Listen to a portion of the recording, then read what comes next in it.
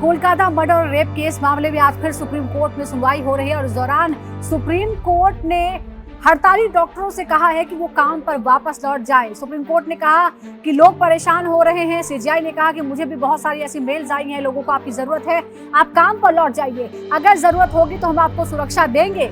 ये भी कहा गया है कि हड़ताली डॉक्टरों पर किसी तरह की कोई कार्रवाई ना हो। दरअसल हड़ताली डॉक्टरों की तरफ से ये कहा गया था कि उन्हें प्रशासन परेशान कर रहा है। आरजीकर अस्पताल को लेकर शिकायत दर्ज कराई गई थी। सुप्रीम कोर्ट ने कहा है कि हम आपको सुरक्षा देंगे, हम सीआईएसएफ से कहेंगे कि आपको सुरक्षा दे। ये भी बता दें कि आरजीकर अस्पताल जहां पर ये पूरी घटना हुई थी वहां की सुरक्षा अब सीआईएसएफ ने संभाली है, वो भी सुप्रीम कोर्ट के आदेश के बाद, तो वो डॉक्टरों को भी सुरक्षा देगी। इस दौरान डॉक्टरों की तमाम समस्याओं को लेकर बात हुई है। डॉक्टरों की तरफ से कहा गया कि किस परिस्थिति में वो काम करते हैं। सीजीआई ने माना कि 36 से 48 घंटे आप काम करते हैं। ये कोर्ट जानता है कि मुश्किल परिस्थितियों में आप पर काम का दबाव होता है, लेकिन लोगों को आपकी जरूरत है। आपके ना होने की वजह से पूरा जो स्वास्थ्य है डिपार्टमेंट वो चरमरा गया है, तो आप काम पर लौट जाइए, लोगों को आपकी जरूरत है। इस दौरान सीबीआई ने अपनी स्टेटस रिपोर्ट सौंप दी है। मंगलवार को जब पहली बार सुनवाई हुई थी, सुओ मोटो स्वतः संज्ञान लेते हुए सुप्रीम कोर्ट ने इस केस को सुना।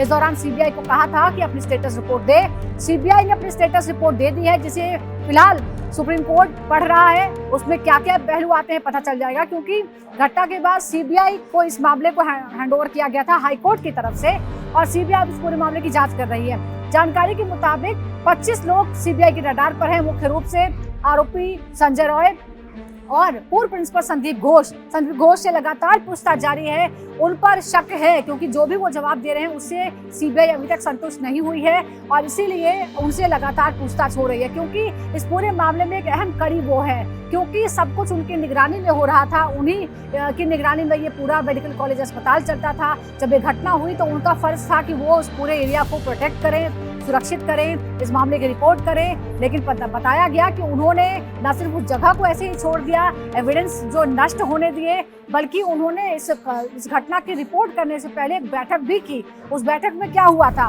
क्या बाकियों को कोई इंस्ट्रक्शन दिया गया था, ये तमाम चीजें हैं जो जानना जरूरी है। लेकिन आपको याद होगा कि सुप्रीम कोर्ट बेहद नाराज था इस पूरे मामले पर, और जो बंगाल सरकार है उससे भी रिपोर्ट मांगी थी। आज बंगाल सरकार ने भी रिपोर्ट दी है। जिस तरह से 14 अगस्त की रात को तोड़फोड़ हुई थी अस्पताल में, और ये भी बताया गया कि उस दौरान बहुत बड़ी तोड़फोड़ हुई, जिसकी वजह से ज्यादातर सबूत जो हैं उनको नुकसान पहुंचा है। इस मामले पर रिपोर्ट दी गई है, अपनी सफाई पेश की गई है बंगाल सरकार की तरफ से, क्योंकि कोर्ट ने सख्त टिप्पणी करते हुए कहा था कि पूरा प्रशासन नाकाम नजर आया। हजारों लोग अस्पताल के अंदर घुस गए, तोड़फोड़ कर दी। क्या ये अचानक हो गया या इसके बारे में किसी को पता नहीं चला तो क्यों चला? तो बहुत सारी चीजें हैं जिसके बारे में सुप्रीम कोर्ट ने फिर से इस मामले में पूछा था, और आज बंगाल सरकार ने और सीबीआई ने अपनी स्टेटस रिपोर्ट दी है। इस पर फिलहाल सुनवाई चल रही है, लेकिन कोलकाता रेप मर्डर केस को लेकर नाराजगी लोगों की बढ़ती ही जा रही है। आज भी 14 दिन इस घटना को हो चुके हैं, लेकिन हड़ताल और प्रदर्शनों का दौर लगातार जारी है। लेकिन इस वजह से मरीजों को भी बहुत परेशानी हो रही है, खासतौर पर जो बड़े मुख्य प्रमुख अस्पताल हैं, चाहे एम्स है, दिल्ली के अस्पताल हो या बड़े बड़े जितने भी अस्पताल है, सरकारी अस्पताल खासतौर पर, क्योंकि वहां पर हजारों की तादाद में लोग जाते हैं, और बहुत से जो मरीज हैं वो इमरजेंसी की सेवाएं भी चाहते हैं। हालांकि इमरजेंसी चल रही है, लेकिन फिर भी ज्यादातर डॉक्टरों के हड़ताल में होने की वजह से बहुत से मरीज परेशान हैं। और अब सुप्रीम कोर्ट ने पिछले दिन भी अपील की थी, मंगलवार को भी, कि आप काम पर लौट जाइए। आज फिर कहा है कि आप काम पर लौट जाइए, आपकी जरूरत है। देखना होगा कि क्या अब डॉक्टर अपनी हड़ताल वापस लेते हैं।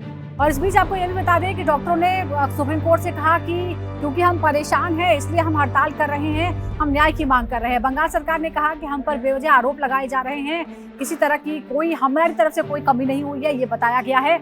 और इस बीच लगातार जो रिपोर्ट है सीबीआई के लिए जहाँ चुनौतीपूर्ण है, ये तुषार मेहता की तरफ से कहा गया है कि सीबीआई के लिए भी बहुत मुश्किल है इस पूरे मामले की जांच करना, क्योंकि लगातार ये आरोप लगाए जा रहे हैं कि पहले ही एविडेंस जो है उनको प्रभावित कर दिया गया है, उनको नष्ट कर दिया गया है। तो इसलिए जांच जो है वो थोड़ी मुश्किल है इस पूरे मामले में। सीजीआई ने इस दौरान तुषार मेहता यानी सॉलिसिटर जनरल से सवाल भी पूछे हैं। आरोपी की मेडिकल रिपोर्ट कहाँ है, इस बारे में पूछा गया है। पश्चिम बंगाल की तरफ से वकील जो हैं कपिल सिब्बल, उन्होंने कहा है कि उनके पास टाइमलाइन है, हर मिनट क्या हुआ था इसकी जानकारी बंगाल सरकार के पास है। ऐसा नहीं है कि किसी तरह की कोई गड़बड़ी या लापरवाही हुई है या कुछ छुपाने की कोशिश हो रही है। सीबीआई को जांच शुरू करना एक चुनौती है। घटनास्थल से छेड़छाड़ हुई है, ये एसजी तुषार मेहता ने इस दौरान कहा है। यानी फिर एक बार बंगाल पुलिस पर बात आ गई है। सीजीआई ने सीबीआई के वकील एसजी तुषार मेहता से पूछा कि आरोपी की मेडिकल रिपोर्ट कहाँ है। इस पर तुषार मेहता ने कहा कि इस मामले में सीबीआई की एंट्री 5वें दिन हुई है और फिर यह आरोप लगाया कि 5वें दिन जब सीबीआई ने इस मामले को लिया तो उससे पहले ही बहुत सारे एविडेंस डिस्ट्रॉय हो गए थे। इसलिए सीबीआई के लिए इस जांच को आगे बढ़ा पाना बड़ा मुश्किल काम है, बड़ा चुनौतीपूर्ण है। इसलिए सीबीआई अब इस मामले की जांच हालांकि कर रही है।